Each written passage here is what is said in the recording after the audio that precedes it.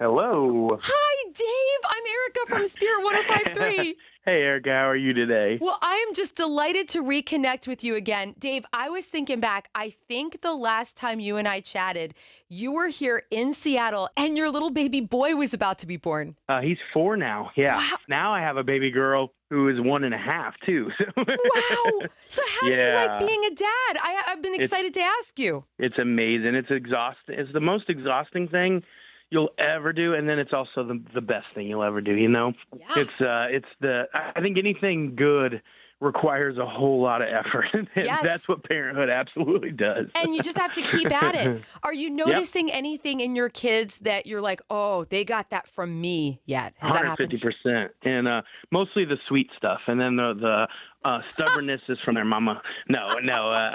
Honestly, it really is. My wife, when she was a little girl, was pretty sassy, and she's like the sweetest, like and most tenderhearted woman now. But I think she she got all her wild oats out as a little girl, and she goes, "Oh no, our little girl is saying no," and she'll turn and give you her shoulder, and you're like, Oh, "Oh no, I don't like that." oh.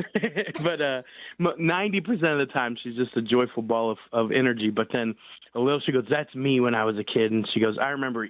My wife was like, sometimes I had to eat some soap. Like, I hope we don't have to do that to Aria, put that soap in her mouth. But so far, so good. And but yeah, we're seeing. And my son is so timid.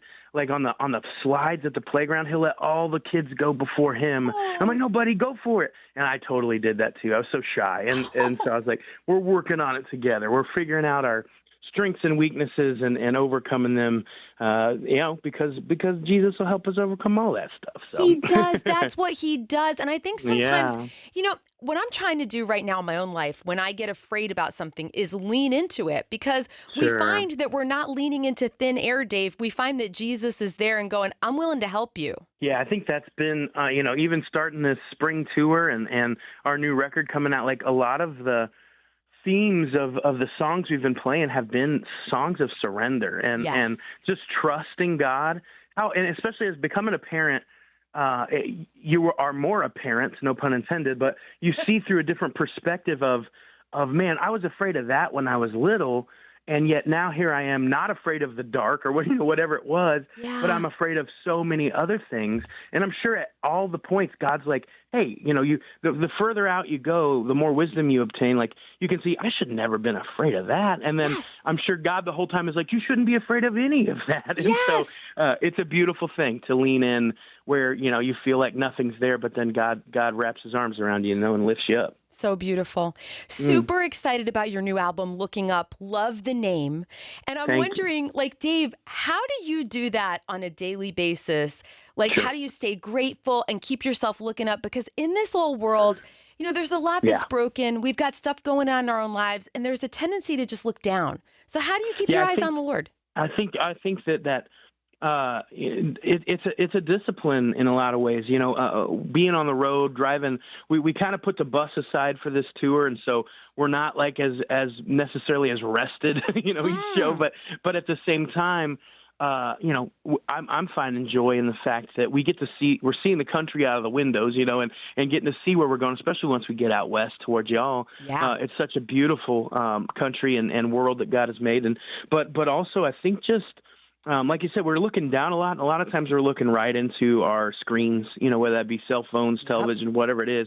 And so many times Satan is just bombarding us with the bad. And Yeah. so the number one thing I think, you can do, nobody wants to hear it, but that is just to be engaged and be present, Yeah. and spending time, like every morning.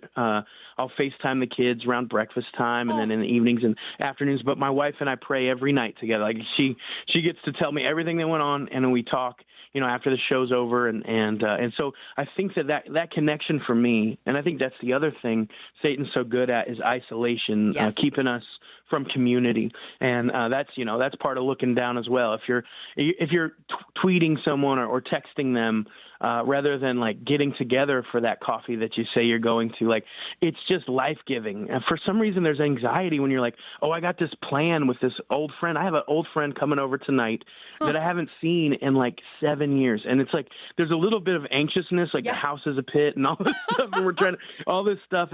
But I know that like once he enters and we start talking like we did in middle school, you know, like we just hanging out, play a Nintendo game, like all of that love will kind of just flood and it'll be so life-giving. And I think that, that's an important part of what we do. Dave, thank you for being so honest about that. I wrestle with that anxiety too.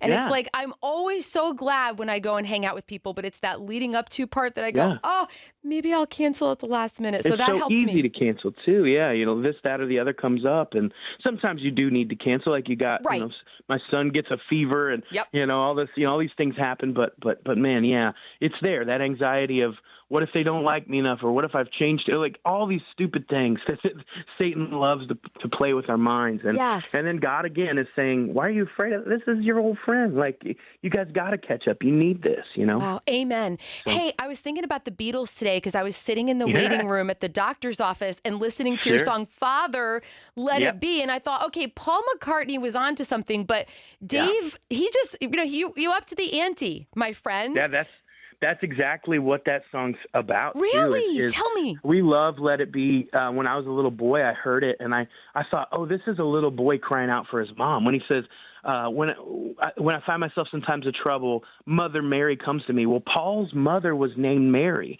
He wasn't talking about, you know, Jesus' mom. I mean, he might have, you know, the illusion, the allegory, all this.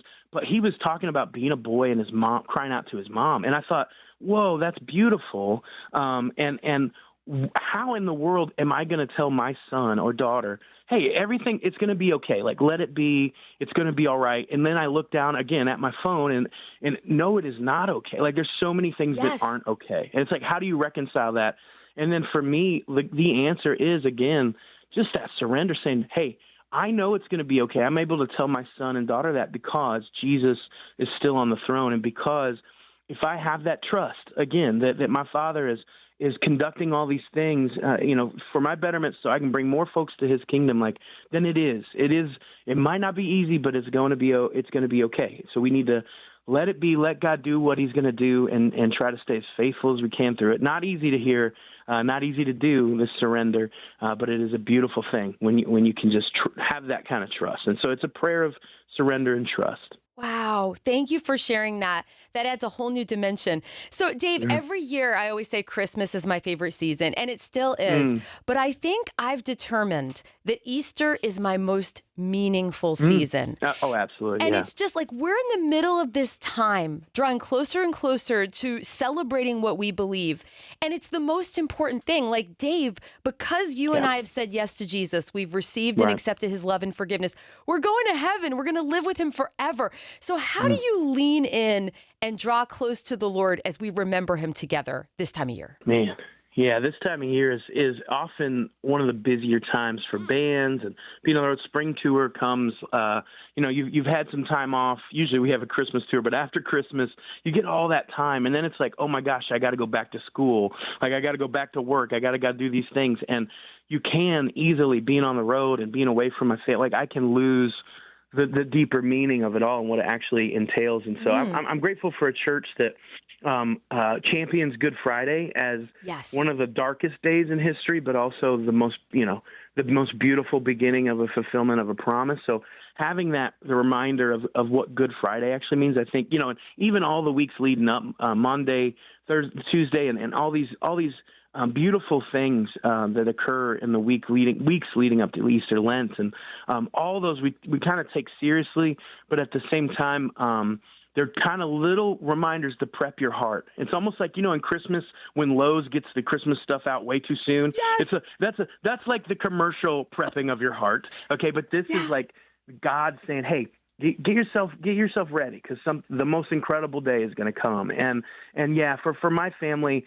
To be honest, growing up, we always went to church, of course. We always hunted for eggs. We always had, you know, chocolate bunnies, all these things.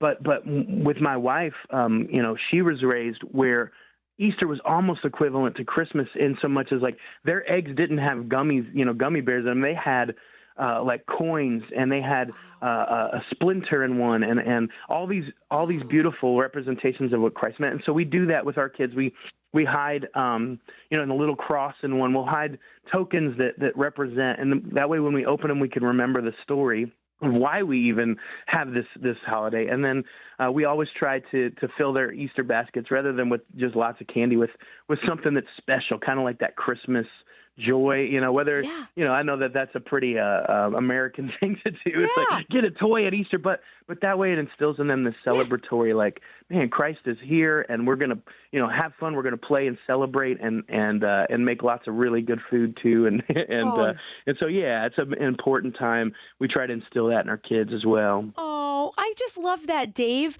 Tell me, when did you say yes to Jesus? What did that moment look like for you in your life?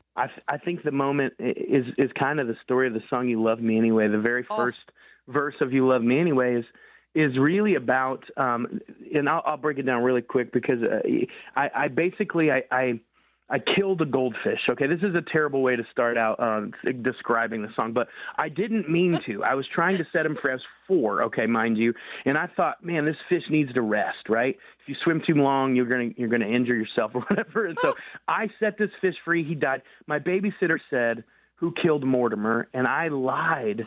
I said that my buddy did it, and my buddy stood in the corner while I got to watch cartoons. And like, if that's not a Christ-like act that Joel, I don't think Joel knew what was going on, but he was just standing there, and I'm watching, And so the next Sunday at church, I pour my heart out. I'm like, Mom, like, I'm a murderer. And I'm sure she's laughing. Right. And then I tell her everything, and she said, David, it's okay, because we can ask for forgiveness. Jesus will forgive us and love you more than you could ever dream, and even more than your mom. And that was the moment when Mom said, I love you so much, but Jesus loves you even deeper. Like, I knew that day. So when I was 5, just maybe a couple weeks after that, I got baptized. And at 5, you're sure, and then you start to have these. I mean, we always have these doubts, but I think when I became a junior in high school, my parents divorced, and that was another moment where I could either run to Jesus or run from him. And blessedly, he put all these folks, these pastors, these friends, so that he wrapped me up, and I was unable to run away in the best of ways. So, I mean, life is a continual journey to his arms, but I think it all started, Mortimer, when I get to heaven, he's going to be up there in a goldfish bowl just waiting for me. So, Dave, you're terrific. Well, I'm so happy that you guys are coming back to Seattle. Dave, it has been such a pleasure. Let's not make it so long again, because No doubt, let's connect again. God bless you and everything you do. And listen, love me anyway. It slays me. I'm so thankful for it. It just takes me right to that place where I know I'm loved. You know what I'm talking about? We'll be playing that on the spring tour. So come out and bring everybody. And we're so excited to be coming back to Seattle. And you guys literally are my favorite, like the best city in the contiguous 48 states, the most beautiful city that America has. And I am so, so grateful to be coming back. Oh, can't wait. God bless you and your fam, Dave. All right, you too. Take care.